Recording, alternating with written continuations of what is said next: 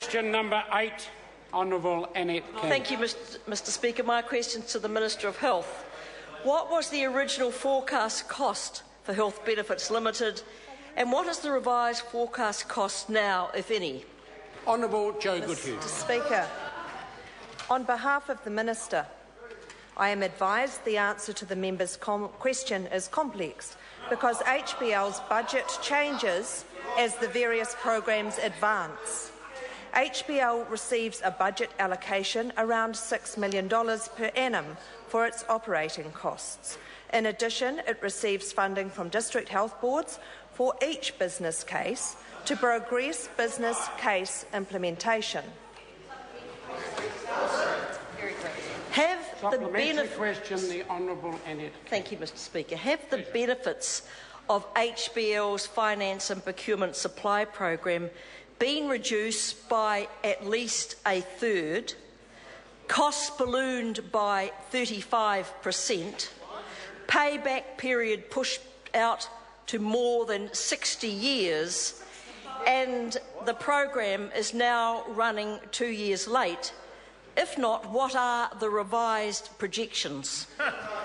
Honourable Mr Speaker, on behalf of the Minister, I am certainly unable to confirm the veracity of those particular claims. But what I am able to confirm is that the HBL programme's importance to the health sector is currently this. It was set up to enable DHBs to live within their means, to meet government's expectations for health service delivery and to deliver cost savings to each DHB for frontline services.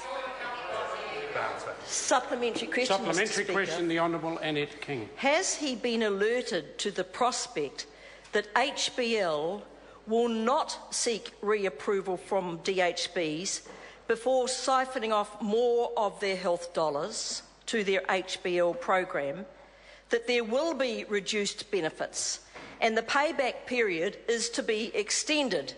And does that sound like a Ponzi scheme rather than Ponzi scheme? If not, what is it? Honourable Jo Goodhew. Mr Speaker, Order. On behalf of the Minister, I'm certainly advised that the Minister is well aware that the DHBs will play a very big part in any further cost to them of achieving the savings in the future. I would also suggest that any claims of Ponzi schemes 12 weeks out from an election certainly sound like the sort of political rhetoric we would expect. Supplementary question, Mr Speaker. Supplementary question. Well, in light of that answer, why has HBL's work programme been described as, quote, manifesting all the hallmarks of large-scale, high-profile public and private sector failure, but its similarities with Ponzi schemes are striking, end of quote? Mr Honourable Speaker, Jo Goodhew. on behalf of the Minister, that may well be the opinion of someone. However, it is the opinion of this government that the savings that have been achieved by HBL alongside of DHBs are certainly worthy of happening. And I give as examples $16 million this year on banking and insurance, $34 million this year on regional shared services initiatives, and $6 million on the procurement of gloves, which I'm told is probably 500 hip operations. Very important to this side of the House. Supplementary question, Mr Speaker. Order.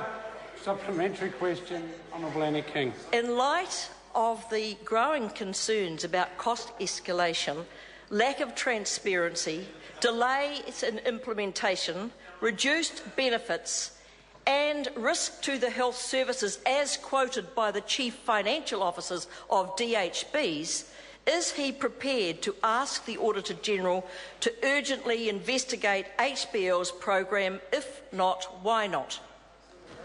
Honourable Jo Goodhew. Mr Speaker, on behalf of the Minister, what I can advise the House is the governance arrangements for the 4 committees, that's the Finance, Procurement, Supply Chain Committee, the Procurement and Supply Chain Subcommittee, the Finance Subcommittee and the Design Authority, were set in place during the period of March and April this year.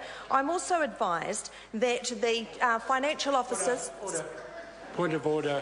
Honourable Annette. You will recall I asked, in light of a number of issues, was the government prepared... The essence of the question was, is the Minister prepared to ask the Auditor General? Yes, thank you, Mr Speaker. If that was the question, could the Minister address that part of the question?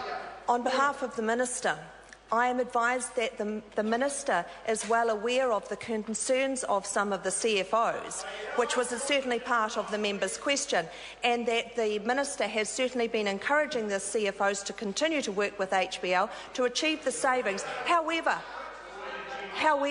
it is completely understandable that people who are in the midst of this significant change will be asking questions and will be concerned for their very own jobs.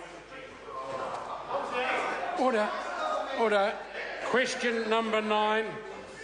Point of order. Right Honourable Prime Minister. Mr Speaker, I seek leave to make a personal explanation to correct an answer to supplementary question number 6.